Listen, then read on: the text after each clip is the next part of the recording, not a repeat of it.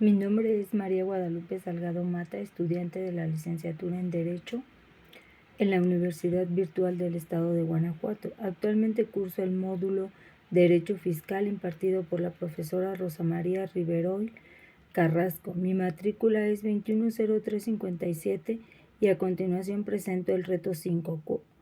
¿Cuál recurso interponer? Para este reto tenemos 3 casos, los cuales son los siguientes. Caso 1. ¿Recuerdas a Mónica Treviño Garza del reto 4? Mónica es una empresaria que adeuda 1.245.831 pesos al fisco, como lo hizo saber el SAT al notificarle el crédito fiscal a su cargo. Lamentablemente concluyó el plazo de 30 días hábiles para que Mónica realizara el pago de manera voluntaria y tampoco presentó garantía alguna. La autoridad fiscal emitió un mandamiento de ejecución, el cual fue notificado y entregado a Mónica en su domicilio por parte de un servidor público del SAT. El servidor público dio a Mónica la oportunidad de mostrar el pago del crédito fiscal y levantó el acta de requerimiento de pago.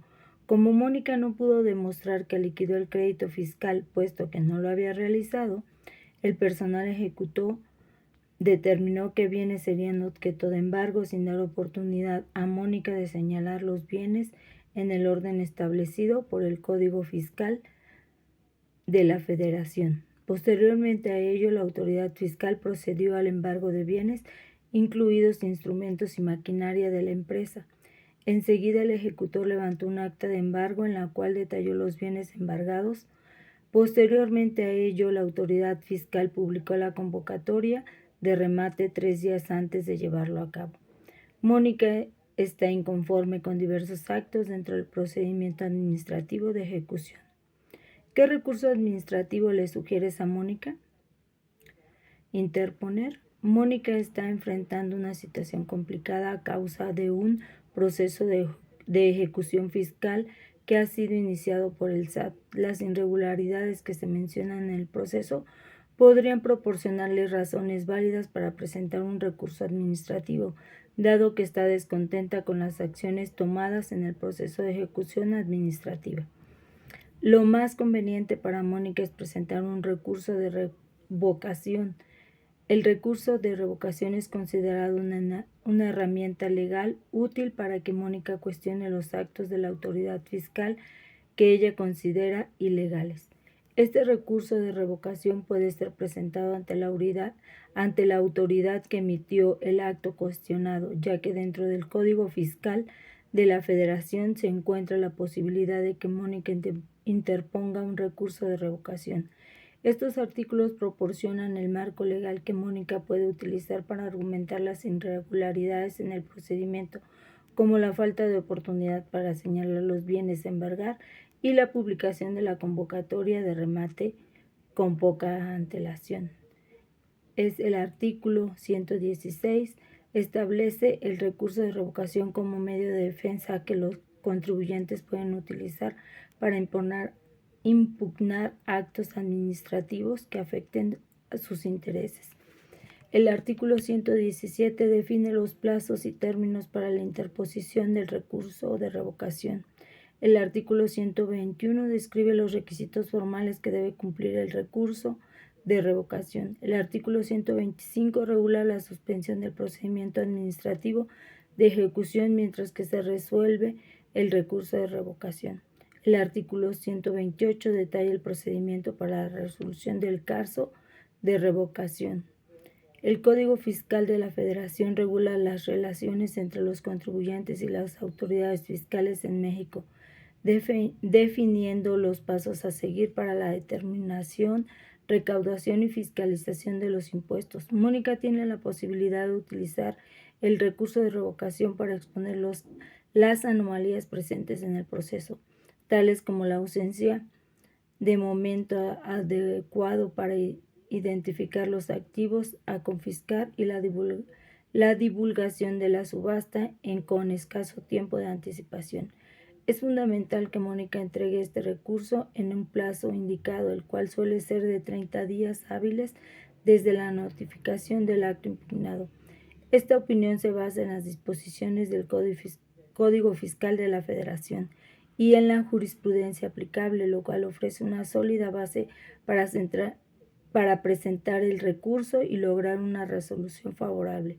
Y por otro lado, sería muy aconsejable para Mónica que busque asesoramiento de un abogado experto en legislación tributaria para asegurar de que su recurso esté correctamente fundamentado y presentado dentro del límite establecido. Caso 2. Supón que en el mismo caso hipotético anterior, Mónica interpone un recurso administrativo que la autoridad fiscal resuelve confirmando cada uno de los actos respecto de los cuales Mónica se inconformó. Sin embargo, ella insiste en tener la razón. ¿Qué recurso jurisdiccional le sugieres a Mónica interponer? Sí, luego de que Mónica presentó un recurso de revocación y la entidad fiscal confirmó las acciones impugnadas, el siguiente paso sería iniciar un litigio contencioso administrativo ante el Tribunal Federal de Justicia Administrativa, donde tendría la oportunidad de cuestionar la decisión tomada en el recurso de revocación y los actos administrativos originales. Mónica podría fundamentar su demanda en los mismos argumentos que expuso en su recurso de revocación, es decir, la autoridad tributaria negó la posibilidad de ejercer el derecho de señalar los bienes a embargar, lo cual contraviene lo establecido en el Código Fiscal de la Federación. La convocatoria de remate fue publicada fuera del plazo legal establecido, lo cual impacta sus derechos como contribuyente y si hay una falta de notificación adecuada, podría argumentar que no tuvo conocimiento completo de sus derechos y de las acciones realizadas por la autoridad. El proceso de juicio contencioso administrativo está establecido en la Ley Federal de Procedimientos Contencioso Administrativo. Estos artículos proporcionan el marco legal que Mónica pueda utilizar para los actos administrativos originales en los siguientes artículos. Artículo 1. Establece que los juicios promovidos ante el Tribunal Federal de Justicia Administrativa se regirán por las disposiciones de esta ley. 3. Artículo 3. Define los actos administrativos que pueden ser impugnados mediante este juicio. Artículo 13. Describe los requisitos formales que debe cumplir la demanda. Artículo 14. Establece el plazo de 30 días hábiles para presentar la demanda contados a partir del día siguiente a la notificación de la resolución impugnada.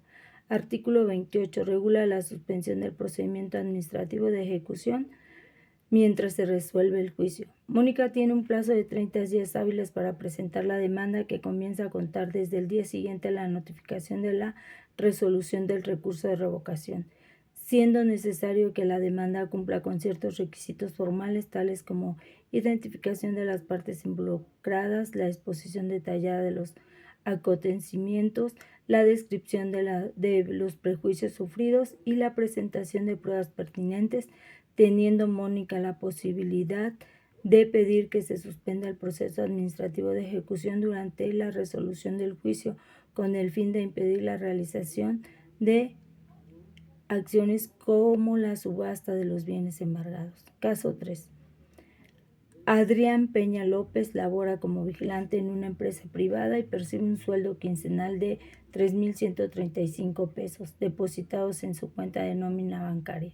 Sus recibos de nómina son enviados cada quincena vía correo electrónico. Por medio de ellos, Adrián ha podido conocer que la cuota obrera del IMSS asciende a 74 pesos quincenales. Sin embargo, en el último recibo de nómina, Adrián se percató de que el monto de la cuota obrera del IMSS ascendió a 138 pesos, lo cual le pareció excesivo, además de no coincidir con la cuota de las quincenas previas.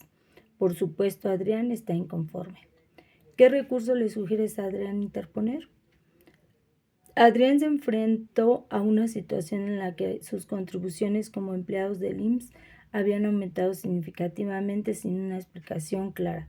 Esta situación genera quejas justificadas y la necesidad de encontrar una solución tomando en cuenta su desacuerdo sobre el aumento de las cuotas de los empleados del IMSS, cuyo fundamento legal se encuentra principalmente en la Ley del Seguro Social. Esta ley rige el sistema de seguridad social de México, define los derechos y obligaciones de los empleados y empleadores con respecto a la seguridad social, protege los derechos de los empleados y regula la deducción de los salarios. Para abordar la situación de Adrián es importante considerar la base legal que regula las cuotas obrero-patronales del IMSS en México. En el caso específico de Adrián podría resultar relevantes los siguientes artículos de la Ley del Seguro Social y la Ley Federal del Trabajo. Artículo 28. Establece que los asegurados se inscribirán con el salario base de cotización que perciban en el momento de su afiliación, con límites superiores e inferiores definidos. Artículo 29. Establece que los patrones están obligados a afiliar al instituto a los trabajadores que tengan a su servicio y a cubrir las cuotas obreros patronales correspondientes. Artículo 30. Determina la base de cotización para el pago de las cuotas obrero-patronales, de la cual generalmente se calcula sobre el salario del trabajador. Artículo 31. Establece las tasas de las cuotas obrero-patronales para las distintas prestaciones del Seguro Social. Artículos 154 y 162. Estos artículos fueron modificados para ajustar las aportaciones de los trabajadores y patrones. Las aportaciones de los trabajadores son del 1.125% de su salario, mientras que las aportaciones patronales aumentarán gradualmente hasta el 13.87% entre 2023 y 2030. Artículo 168. Establece las cuotas que deben pagar los trabajadores y patrones al IMSS. Artículo 169. Detalla cómo se calculan las cuotas obrero-patronales. Artículo 170. Regula las modificaciones a las cuotas y las obligaciones de los patrones en caso de cambios. Artículo 178. Establece el procedimiento para la determinación de las cuotas obrero-patronales y la forma en que deben ser cubiertas. La Ley Federal del Trabajo, en el artículo 83, establece el derecho de los trabajadores a un salario mínimo y a que éste sea pagado con moneda de curso legal. Artículo 90. Regula las condiciones de pago de los salarios, incluyendo la periodicidad y la forma en que deben ser entregados. Artículo 97. Establece las obligaciones del patrón en materia de seguridad social, incluyendo el registro de los trabajadores ante el IMSS y el pago de las cuotas correspondientes. Además está la reforma al sistema de pensiones aprobada en 2020. Introdujo cambios significativos en las cuotas obreros patronales, incluyendo incrementos graduales en las aportaciones patronales desde el 2016. La UMA se utiliza como referencia para el cálculo de diversas cuotas, incluyendo las del IMSS y en lugar del salario mínimo. Adrián puede utilizar esta información para fundamentar su solicitud de revisión ante Recursos Humanos o el IMSS, resolviendo la inconformidad de Adrián respecto al aumento de la cuota obrera del IMSS, sugiriendo seguir los siguientes pasos. Primeramente, Adrián debe recopilar todos sus recibos de nómina, especialmente aquellos que muestran la cuota obrera del IMSS antes y después del aumento. 2. Verificar si hay algún error en el cálculo o si ha aplicado algún ajuste reciente a las cuotas del IMSS. 3. Contactar al Departamento de Recursos Humanos de su empresa para obtener una explicación detallada del aumento en la cuota. Es posible que haya cambios en la legislación o en la política de la empresa que expliquen el incremento. Adrián puede intentar resolver el problema directamente con el Departamento de Recursos Humanos de su empresa. Si la explicación proporcionada no es satisfactoria, Adrián puede solicitar una revisión formal de su nómina. Esto puede implicar presentar una queja por escrito y pedir una auditoría interna. 5. Si después de la revisión interna y aún persisten las dudas, Adrián puede acudir a la delegación del IMSS correspondiente para verificar si el monto descontado es correcto y conforme a la ley. 6. En caso de no obtener una respuesta satisfactoria y resuelva la situación, Adrián podría considerar buscar asesoría legal para explorar otras opciones, como presentar una queja formal ante la Procuraduría Federal de la Defensa del Trabajo, Profedet. Puede hacerlo en persona en una de sus oficinas a través de su sitio web. Profedet ofrece asesoría legal gratuita a los trabajadores, por lo que Adrián puede recibir orientación sobre cómo proceder con su queja. Gracias.